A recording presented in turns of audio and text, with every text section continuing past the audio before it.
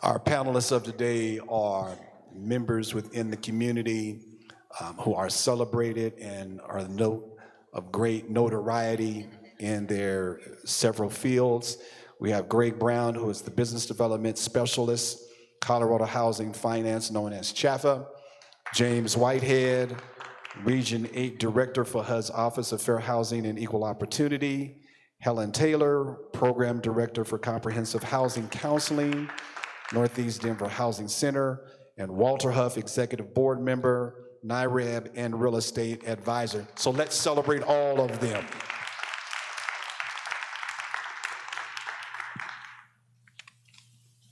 We are also asking today our panelists to have great sensitivity in your responses to any questions.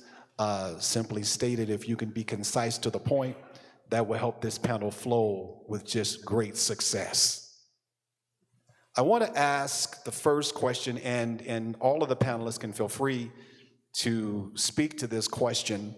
What is the single most important thing you or your organization does now to close the ownership gap? That is what we are referencing today. That is what we're referencing in this panel, is the home ownership gap of Black, Indigenous people of color. Whichever panelist has, feel free. Thank you.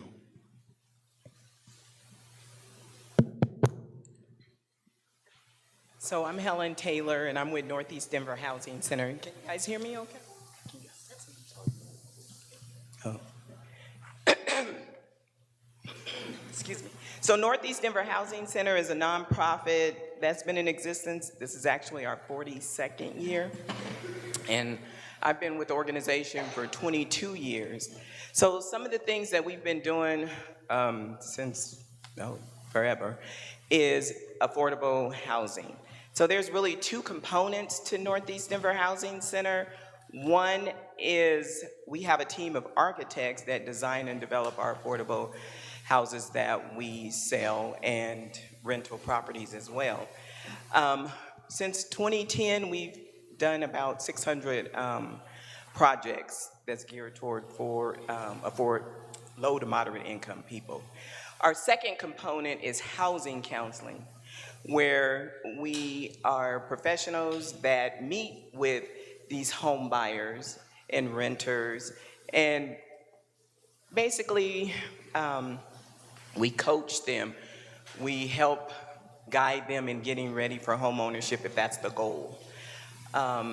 So Northeast Denver Housing Center has a project going on currently. There's 70 units, condos that we're doing, 2 bedrooms, 2 bath, 227,500. These properties are in Central Park, formerly known as the Stapleton area. So we are trying to build wealth or have wealth building for these clients that typically wouldn't be able to purchase in these neighborhoods without the affordable product. So that's a big thing that we're doing, and that's one of our missions that we do. And then we're there for the counseling portion. I don't want to take up a lot of time, but if you have questions, we'll continue. All done? Again, well, first of all, thanks for having me here. I'm really appreciative of being here and able to represent CHAFA. This is great. I mean, just first of all, talking about the disparity, the home ownership gap, having this many folks in the room and having people online. When you hear of events like this around Denver and across the state, we need turnouts like this and even more. So when you hear about things like this, tell your friends, tell your family, because it's going to take intentional moves and moments like this for us to increase the home ownership gap. We spoke about the Fair Housing Credit Act that was passed in 1968. The home ownership rate among Black Americans right now in the state of Colorado is lower than it was when it was in 1968 when the Fair Housing Credit Act was passed. It's about 37, 38%. I work for CHAFA, the Colorado Housing and Finance Authority. So what are we doing to help close that gap? We want to do our part. You know, we readily recognize the disparity. And so there's a number of things that CHAFA does. We help with affordable housing, but in my space, I am in the home finance division.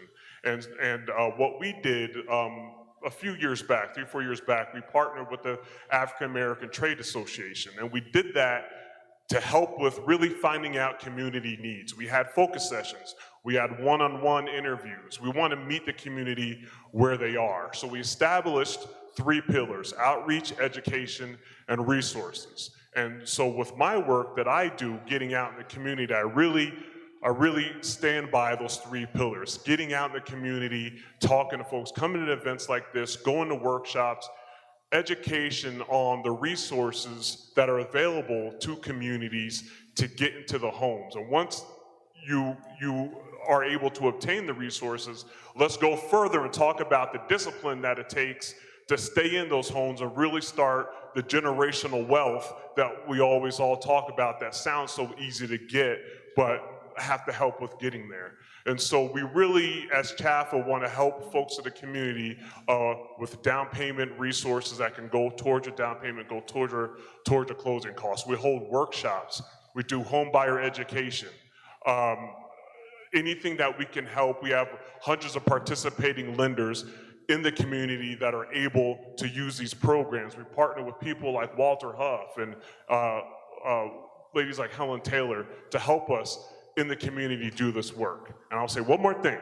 By show of hands, and this is a serious question, how many folks in here, your parents or your guardians did not own a home? Anyone? And it's okay. Did not. Okay. Coming soon, we are rolling out, and this should, to me and to us, it's for everyone, but the vast majority of folks in underserved communities, their parents didn't own homes. So if it's not talked about at the dinner table, then this is what we're talking about, these redlining districts, and why folks continue to stay renting, because it's not talked about at the dinner table. We're going to be rolling out what's called a first-generation homebuyer program, where if your parents did not own a home, or your guardians did not own a home, or maybe you came from foster care or something like that, you'll be able to get a flat $25,000 towards down payment, closing costs to get yourself into your home. So these are some of the things that CHAP's doing.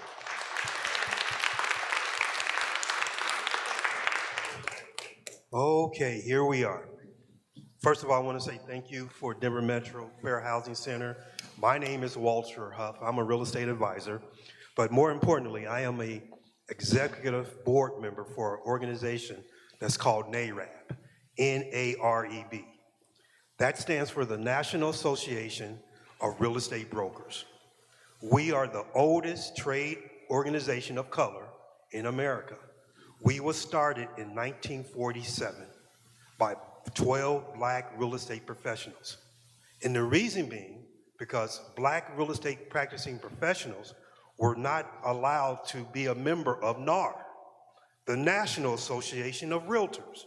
You've probably been hearing a lot of stories on the news about NAR. The National Association of Realtors was created in Chicago, Illinois in 1908, but they did not allow black real estate professionals to be a member. So therefore, NAREB was started by 12 pioneering real estate professionals in 1947. 1947 was at the conclusion of World War II. Could you imagine? World War II, the VA loan was created to help the veterans come back, enjoy life. But even in the VA bill, there was racist policies incorporated in the VA bill to set a loan to be the benefits of only white World War II veterans. So NAREB, what we do is educate our communities. We were the first organization to start a program that's called Creating 2 Million Black Homeowners in 5 years. That was started in 2016 by way of educating home buyers how to get into the home, analyzing their credit, how to maintain the home once they got in, how to keep the home, how to budget for repairs, and how to make sure you are insured properly. And the third pillar was how to build wealth with the home. How do you build wealth with the home? Making sure that you have a will and a trust to keep your home and avoid probate if something happens to a loved one. So NARAD, we partner with Helen, Denver Northeast Housing, CHAFA, and we do community workshops in churches, nonprofit organizations to help home buyers and people of color, to give them hope that they can be an actual homeowner.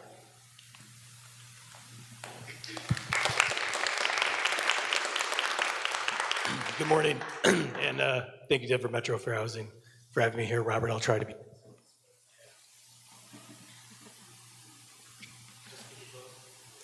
I have one thing with the number of subcategories. So I'm the James Whiteside. I'm the Regional Director of the Office of Fair Housing and Equal Opportunity with HUD. And so my category is, what's the most important thing we do? It's enforce the Fair Housing Act. And it was drilled into me. I've been doing fair housing law for 20 years, and 20 years ago it was drilled into me. In civil rights law, it's really important to confront issues with a litigation response. And yes, there's a little attorney-ish in there, because a litigation response effectuates change. And so enforcing the Fair Housing Act is something that is incredibly important to continue to be done. But I was reminded this morning in listening to something about when it comes to addressing inequities in homeownership and removing barriers and enforcing the law, that the Fair Housing Act has really been weakly enforced in the area of lending discrimination, homeowners insurance redlining. There are a number of different issues that might come up in the lending process too. Title assurance exclusions, appraisal bias, that could come up that create those barriers. And so we really need to work to enforce the fair housing laws. And that's on my agency as well. So enforcing the Fair Housing Act is the most important thing we do. So I mentioned some subcategories. Kashana mentioned special purpose credit programs.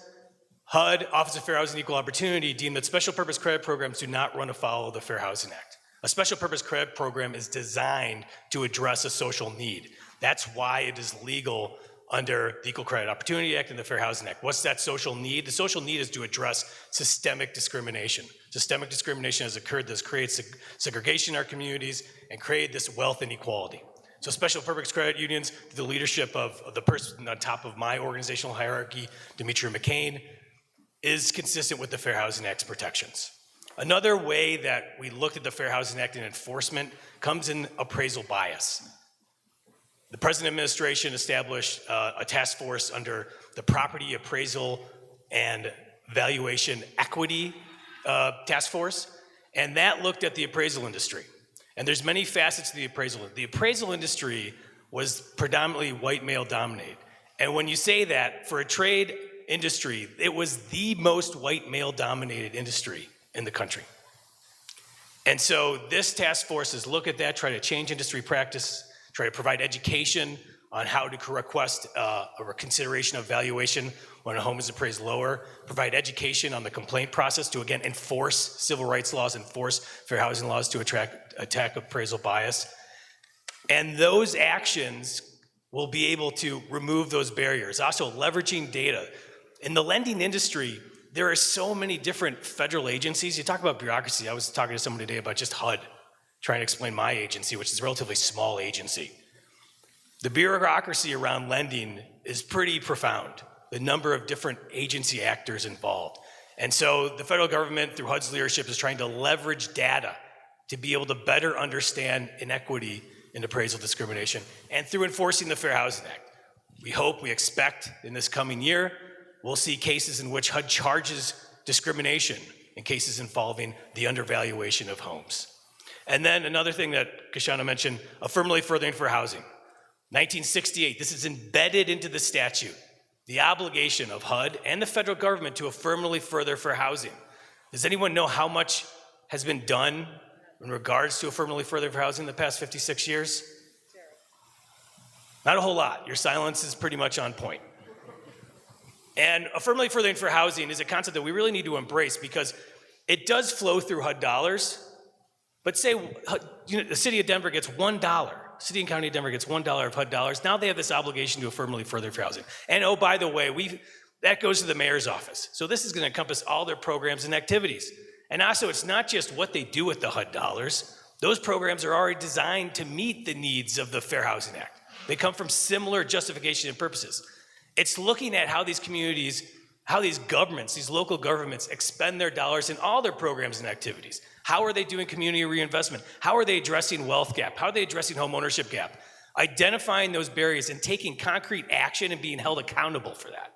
So I could get in the regulatory weeds here on affirmatively furthering fair housing to tell us where we're at, but really just conceptually knowing that stopping discrimination is not enough. We have a history of discrimination and the perpetuation of segregation throughout this country's history, predating our country's history, and we need to continue to leverage resources. We need to continue to leverage community power, and we need to continue to hold people accountable to enforce the Fair Housing Act. Excellent, excellent. I've got just a precursor to this next question, but I need to set the tone for this next question. According to HUD archives, the lack of capital for down payment and closing costs is often the biggest barrier to home ownership. Minority families may lack the wealth to save for down payment and closing costs.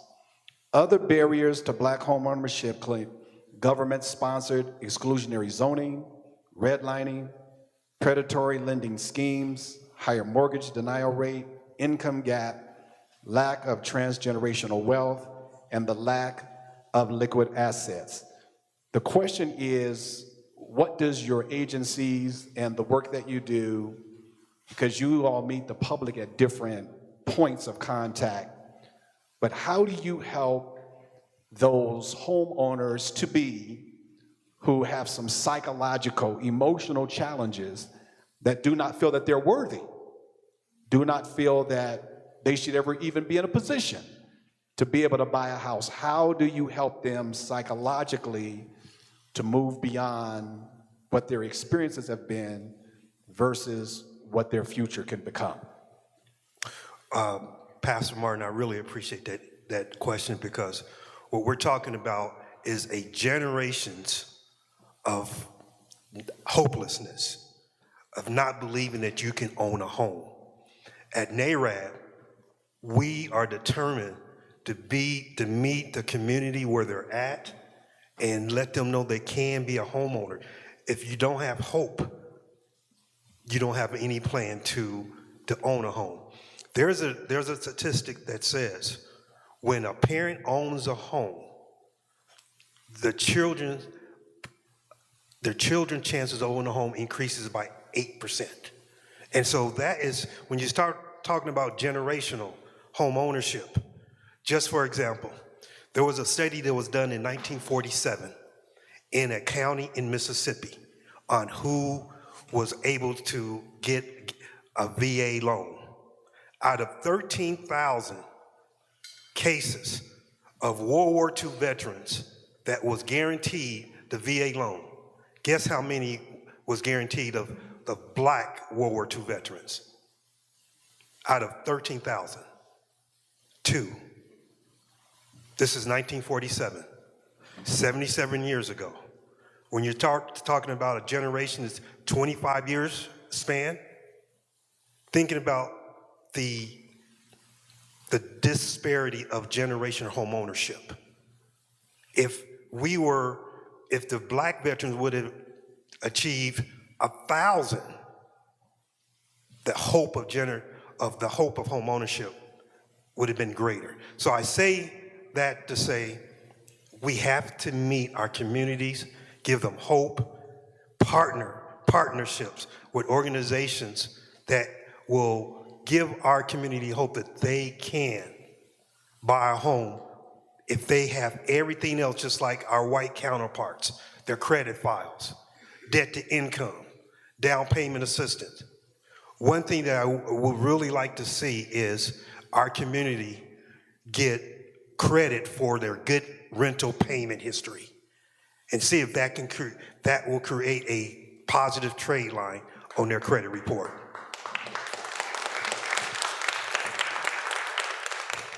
Yeah, and so, we're talking we're talking about trauma. You know, everything that Kashana, you know, mentioned up here earlier, everything that Walter Huff just mentioned, everything that we're talking about.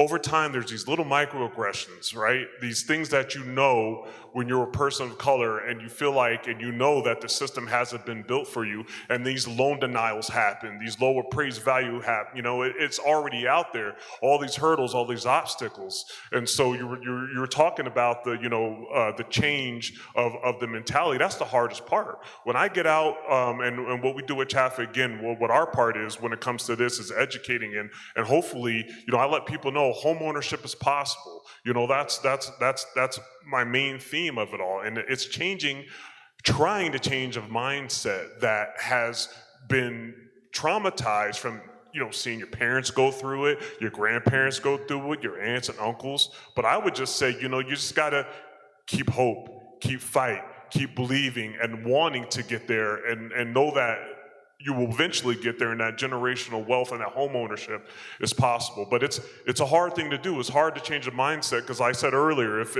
it's not talked about at the dinner table, if your parents haven't owned and their grandparents haven't owned and your friends and family haven't, and you're in that area and you think that's all it is, you're like, why? Why go out there now, especially with rates higher and home values higher, and talking to a community that already feels like they can't get there? Then there's all these other obstacles now. So it's fighting against that and the traumatization and trying to help change a mindset. So education is key. And Northeast Denver Housing Center works in conjunction with CHAFA in doing homebuyer education. And even before then, it needs to start elementary school age. You know, like they were saying, a lot of us are not learning that at home, so it's important that in the community we get out there and reach these people. My clients, I've had a wide range of people that I've worked with. I had a client for 10 years, I worked with this young lady. She didn't think she could purchase, and after 10 years of getting her credit and debt paid off, she was able to purchase. It takes time, takes energy, and like I said, I can't give enough to education, and that's what we need to do, is get the education out there. People are afraid of the unknown, the myths that are out there. Oh, I have to have 20% down. Their down payment and closing cost assistance. Thanks to Denver Metro Fair Housing, we have down payment assistance for our people that are purchasing these condos. CHAFA has down payment assistance, CHAC. So it's a lack of knowledge. So we need to, the education is key. I'll touch upon two things. So, Greg mentioned hope, Helen mentioned education. Hope comes from organizations like Denver Metro Fair Housing. Fair housing organizations is such a, part of fair housing law, and the history of fair housing in the United States in the late 20th century was the creation and establishment of fair housing organizations. And the power, between 1968 and 1988, you're not really filing a complaint with HUD, you gotta go to the courthouse. So you needed the power of organizations. And you needed to be able to have those resources to be able to make changes. And between 68 and 88, we saw some gradual change. Obviously, still, we're in this rut where persistent and perpetual segregation and discrimination still exists. But fair housing organizations give you hope because of events like this, and because of the multifaceted ways in which they have draw upon a collection of resources to provide numerous activities connected to fair housing, but maybe not necessarily thought of initially in that fair housing umbrella. So that gives me hope with fair housing organizations. Having one in the Denver metro area is incredibly important. When I moved here 15 years ago, there was no fair housing organization in Denver. So to have Denver Metro, that's huge. On education side, when we talk about home ownership and all the issues, again, multifaceted. So you're talking about lending, access to credit. You're talking about the disproportionate effect on applicants who have related to credit scores, access to homeowner insurance policies, which are equitable, all these different issues involved. I think that this goes back to the organization too, and many organizations, is that when it comes to education and civil rights, when it comes to lending, that's where we need to continuously do a better job. I can even look internally at my organization and my agency, and so much expended education outreach related to a very important issue. some of the programs we fund, but also oftentimes to the renter and to the landlord-tenant relationship, and a lot of education around that. Not necessarily a lot of education surrounding the whole lending apparatus and accessing the apparatus. And FHEO in the past few years has spent more time in the counseling realm, working with housing counseling with HUD and housing counseling agencies to try to embed more fair housing. But I really think fair housing rights as it comes to lending, and again, everything associated with lending. Lending's not a simple process, as anybody knows who's ever been in any type of loan situation, let alone trying to buy your own home. And so embedding and incorporating and really putting more on fair housing rights and the obligations of these lenders as well into that process I think will be very important, because I look back at even 56 years and it's 2024, and that education piece when it comes to fair housing is really lacking when it comes to the lending process. Thank you.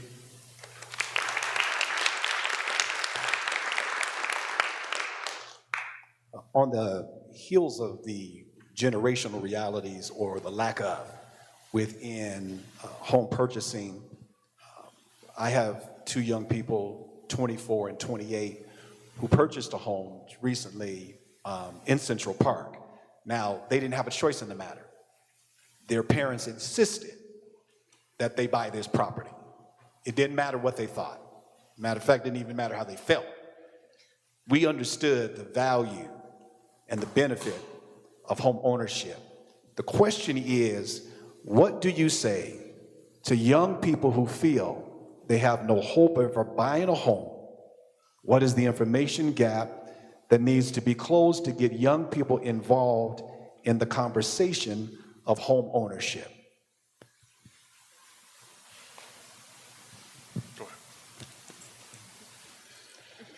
So, we practiced that. I think that they need to think outside the box. There's more than one way to, purchase a home. Not necessarily, sometimes you may have to go in with a partner or a friend, okay, to achieve that. And a lot of obstacles young people are facing right now is student loans. That's huge with the qualifying process. But you do have to work at that, and then, the funding out there for down payment, closing cost assistance. But once again, education is key. And there's one, like they say, there's more than one way to skin a cat, so we have to be creative, okay? But we want to make sure that we set them up to be successful home buyers. There was a client, she purchased a young person, and she was in the home for 2 years. Her parents helped her get in the home. But when she got in the home, she found out the maintenance was a bit much for her. So it's way more than just purchasing the home, but we want to see you succeed and stay in the home. So there's different components to this home buying process, or, home buying period, because we don't want the statistics to go the other way with foreclosures rising when someone's in a home and they couldn't afford to be in the home. So I just think looking outside the box, there's other avenues, and we're looking into those things. And we want to bring the young people to the table and ask, what do they want to see? And this is what I'm hearing is like, I don't think I'm ever going to be able to buy because I owe too much student loans or my credit cards, because this is how I've been living the last couple of years.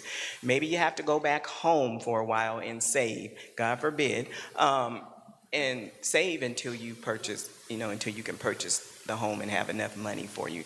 There are programs out there, but you still have to have your own money to bring to the table. So, it's many components to home buying, and we just want to educate people on all of them. Yeah, and I would say for the young folks, start making those intentional moves when you're young. Start, really investing time and energy of knowing what's going on in whatever market you're at in the real estate market, and understand that start that process at a young age. I know for people of color, especially in the Black community, the average age for home ownership isn't until you're 50 years old. Well, how are you going to start that home, that generational wealth so late in the process. And so to the young folks, make sure you're researching and knowing the information that's out there. I mean, you walk around with computers in your pocket. We call them phones, but you're walking around with computers in your pocket that you can get free information from all day, every day. And so while you're on that TikTok and while you're on that IG, let's make sure that we're also looking at the information that's going to put money in your pocket and making those intentional moves to start that process earlier than what the system is telling you that you should start it.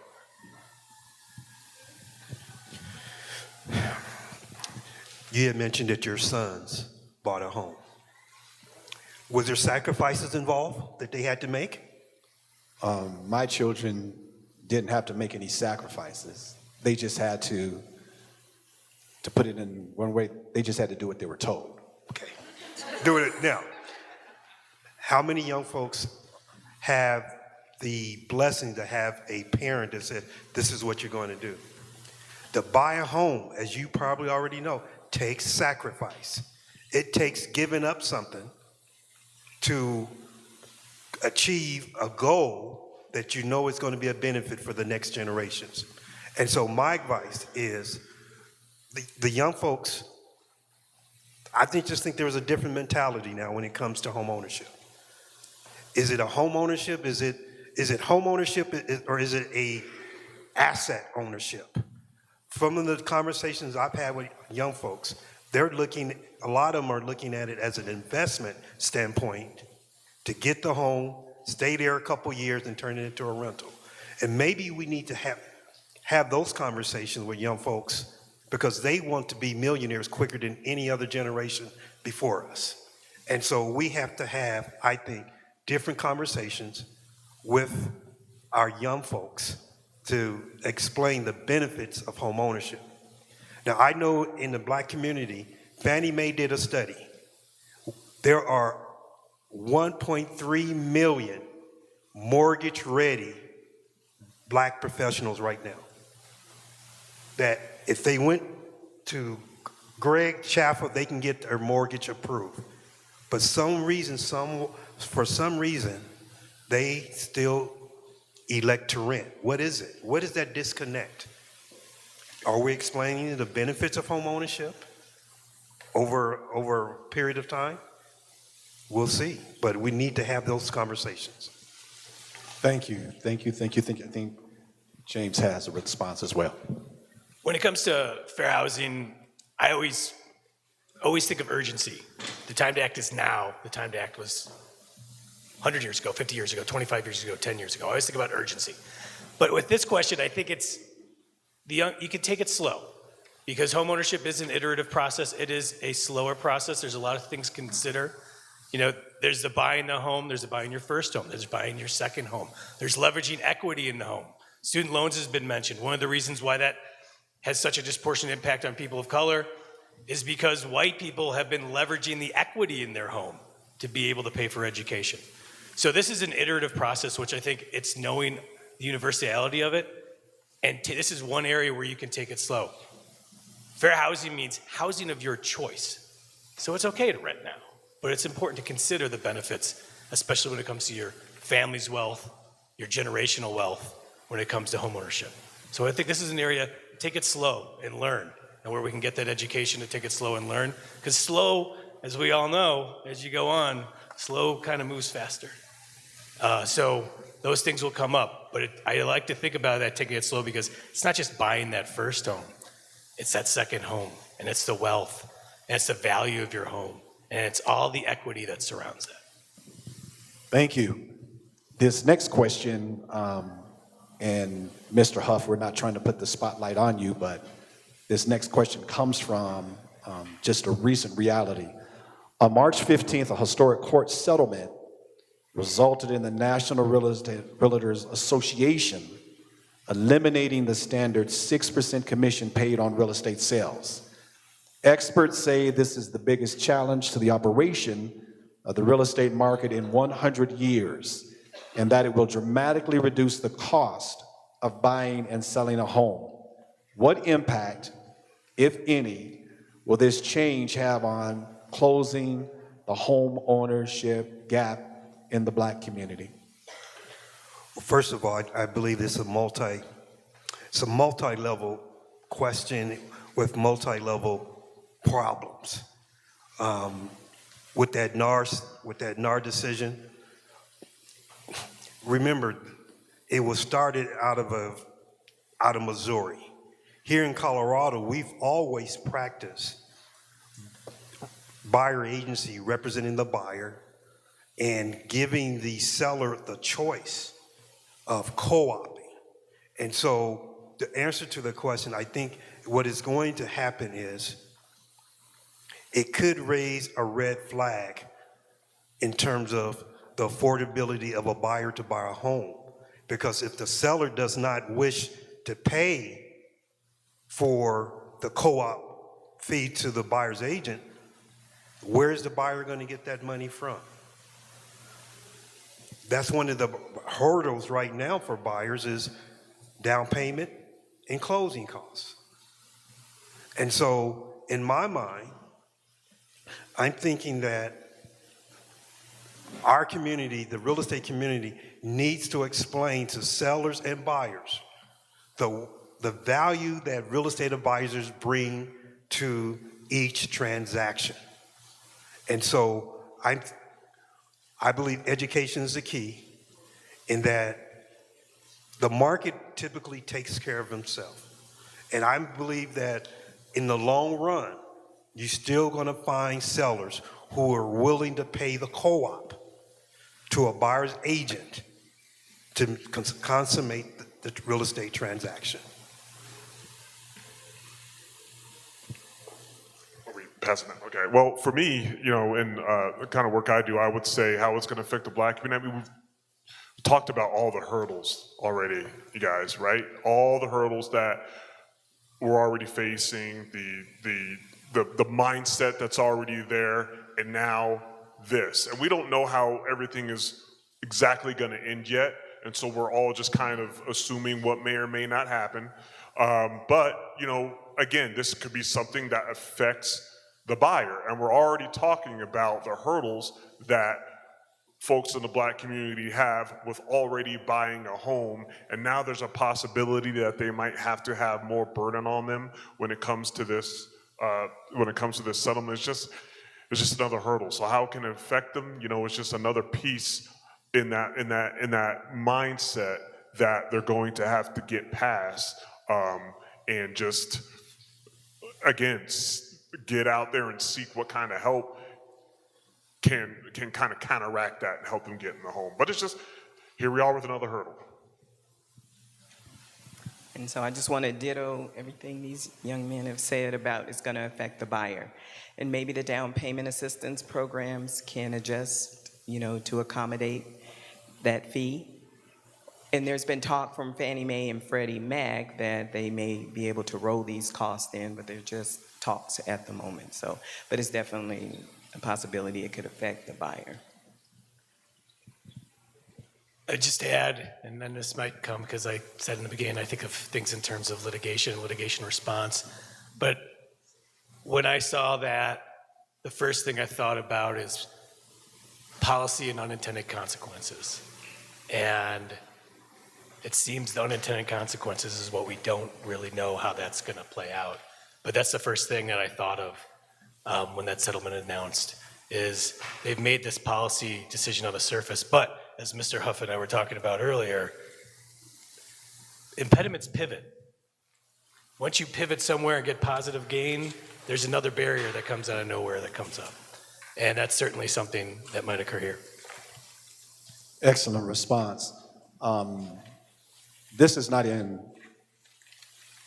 the script that I've been given, but I want to give each one of you all an opportunity just to, in brief, explain why someone out here or someone that may hear about what happened today, why would they want to do what you all do in your professional work? What is it about what you do that might inspire somebody else to want to emulate what it is you do? I'll go first and I'll turn it over to you. Slide earlier said open and integrated. Open and integrated communities, that's what we want, that's what we fight for. If you want to be in a room where you're constantly meeting diverse sets of people, if you want to live in a block that you meet those people, if you want to live in a community which you have shared connection that embraces our differences, open and integrated was what the Fair Housing Act promised us. We're a long ways of getting there.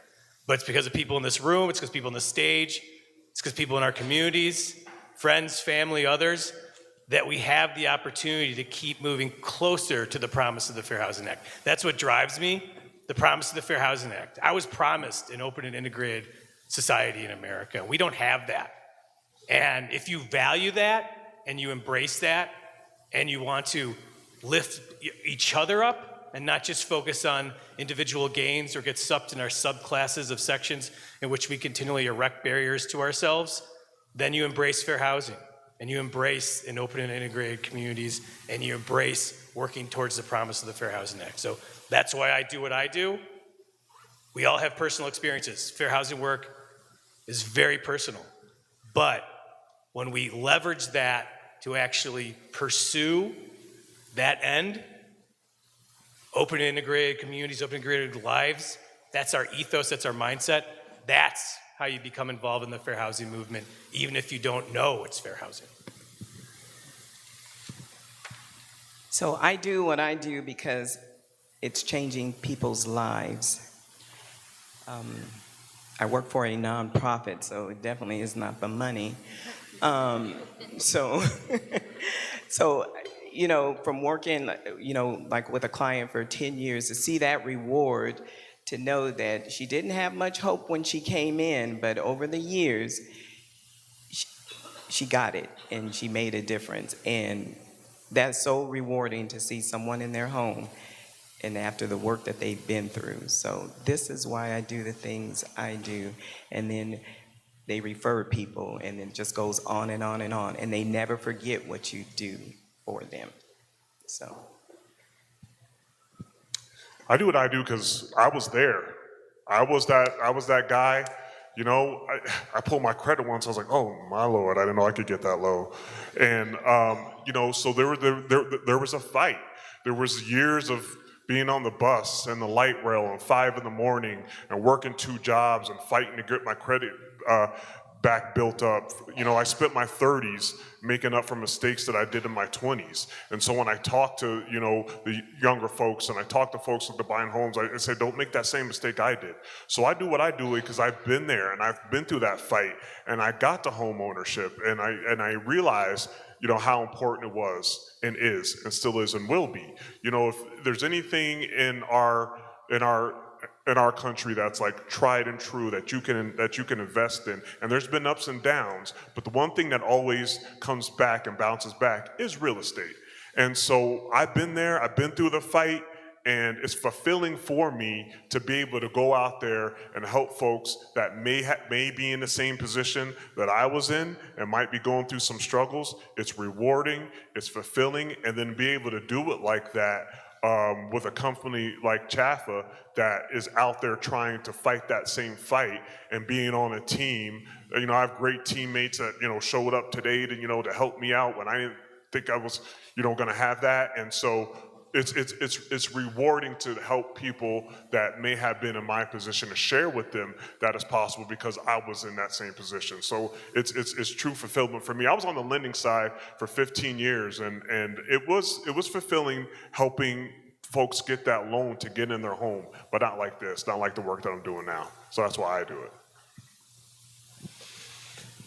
The reason why I do it is because it's so satisfying seeing a family break through that barrier of home ownership. I've been a real estate advisor for 34 years, and to see a family break through that barrier, just knowing that what that is going to do for their kids in the next generation. Personally, I'm standing on the shoulder of giants. I'm standing on the shoulder of people who came before me, who recognize the barriers of what we're facing now. And I've got to tell you, this fight is going to continue to be at the forefront. Housing should be a right. And it should be a right if you work hard and you sacrifice,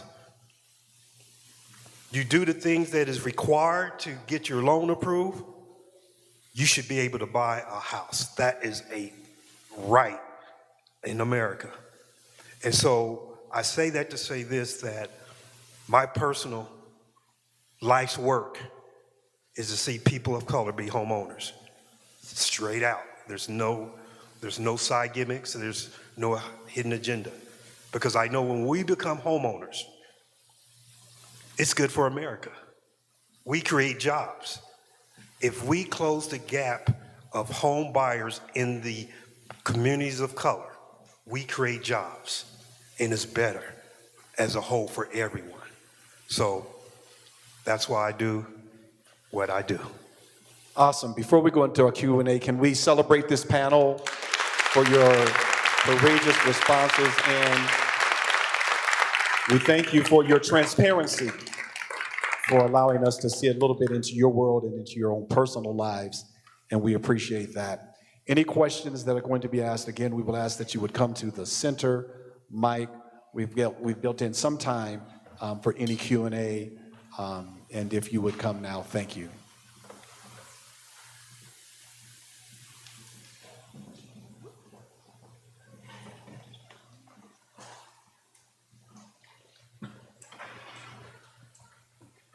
Hi, sorry, I'm not used to this. What do you recommend is a great first step for those in the younger generation? I'm already luckily a homeowner, but I recall for myself, I did a lot of my own research, kind of started with Google. But I do know that I have people around me who feel scared to take that first step of what homeownership can look like for them. And so I just want to know, from your experience of when you all got started or helping those getting started, what is a good first step for them? I would say a good first step is to build up your knowledge team. Surround yourself with trusted professionals that can help answer every question on this home buying journey. Because if you don't know, there's some landmines out there. And I know with the accessibility to social media, influencers, they're not necessarily the trusted individual that you need to have on your team. So my advice is to seek out the knowledge experts, okay? This is a very complicated process. It can be when you don't know who do you trust, who do you go to, where are you getting the information? And so a trusted advisor is worth every cent of gold on your home buying journey. And for young people, it's very important that they make the right decisions when they start out this home buying process. And I always encourage people to attend a home buyer education class, because it's going to give you a wealth of knowledge. You know, it's going to take you from budgeting all the way through, qualifying with the lender, discussing, the real estate portion, and then finishing up with post-purchase. Typically at the end of that class, you pretty much know, am I ready to go get pre-qualified, or do I need some, guidance? Do I need to work on some things? And that'll get you going. And at Chaffa, at Chaffa, we provide, when you use a Chaffa product, you are required to take home buyer education. And Helen is one of our great educators in our programs. But I would say, even before you're under contract and you want to use a product or anything like that, you can get on our site and take one of these home buyer education courses. And I suggest to the young folks, keep up on that kind of thing, because there's so much changing in this industry, in the mortgage industry, in the real estate industry. And I mean, I took the course a couple years ago, and I was given information that I didn't even remember or know about, and I've been in the business forever. So education. It's key. Do your research, the resources are here. We're gonna meet you there, and I'm asking the community to come on and meet us there and do your part and dig in and really get educated and do the research. This panel will entertain another you. question. Thank you, thank you, thank you. Another question? Thank you. Another question from online says, there had been a program that people with a voucher could purchase a home with the assistance of the voucher. Is this program still available? I can tell you from a Chaffa standpoint, that individual would have to contact the holder of that voucher to see if they're able to obtain home ownership. It really depends on who it is that they have that voucher through. So I just know from our standpoint at Chapel, we don't make that decision for them. It's really the organization in which holds that voucher. Elfrida Savina, did I get that right? Is that the right answer? Yeah, the issue, folks, lately is housing choice vouchers, like the public housing authorities that are issuing them. They're not allowing them to be used in home ownership, which is very frustrating. So if you want to get political, I wish we could get political about that and change that.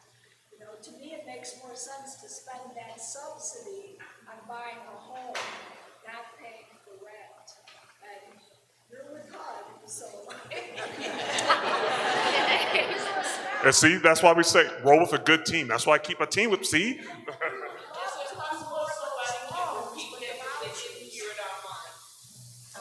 Well, I think it went to the comment went to the availability of the home ownership program through the Housing Choice Voucher Program.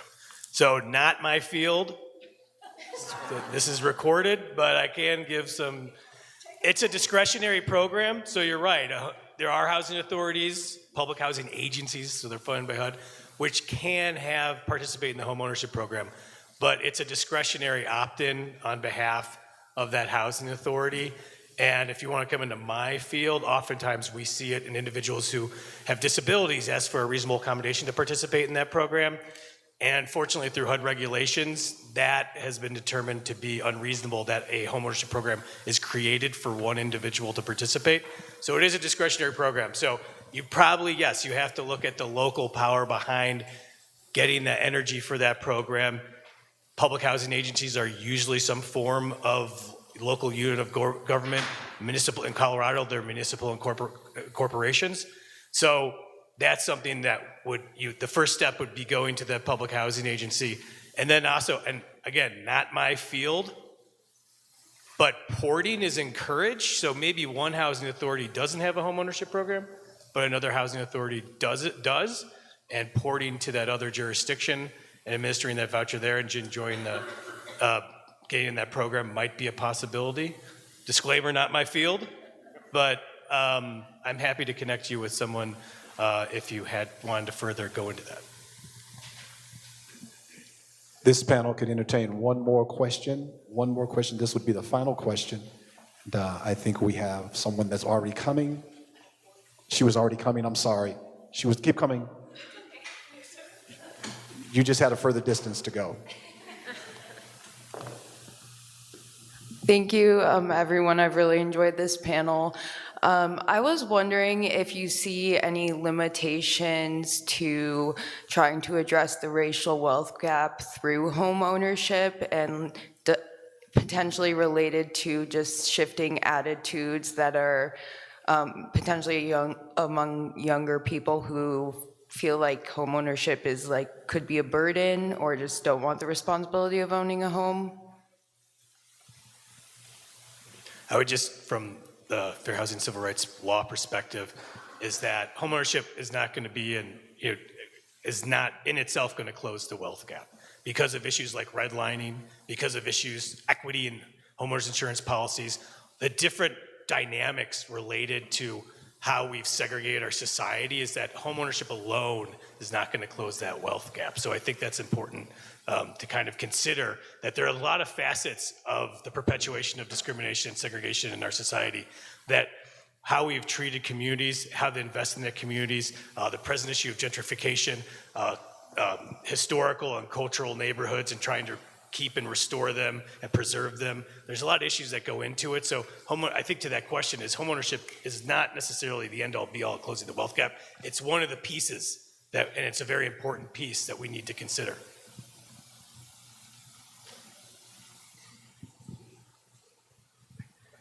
Well, what James said, I agree with. Home ownership is typically the fastest way to enter into building wealth in America. It's buying your home. The net worth of a homeowner is 40 times more than the net worth of a renter. Young people can get that. So I would say that home ownership gives you the leverage to so many different vehicles to get into, to invest in the stock market and bonds, or to leverage that, your principal home, to buy an investment property and to buy another property. So it is a wealth building tool, and it's one of the most, it's the first accessible tool to get into home ownership in America, is home ownership. Fantastic. Can we celebrate our panel one more time? This concludes our first panel, Closing the Black, Indigenous, People of Color Home Ownership Gap. Information, of course, again, is in your packets, it's in your bags.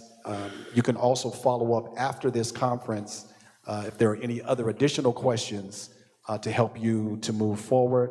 We'll be moving into our second panel, Local Innovation, Protecting Integrated Communities, Fighting Against Gentrification. You don't want to miss our second panel. Thank you again for your patience, your diligence, and your support. It has been greatly appreciated. Again, our panel, thank you, and thank you.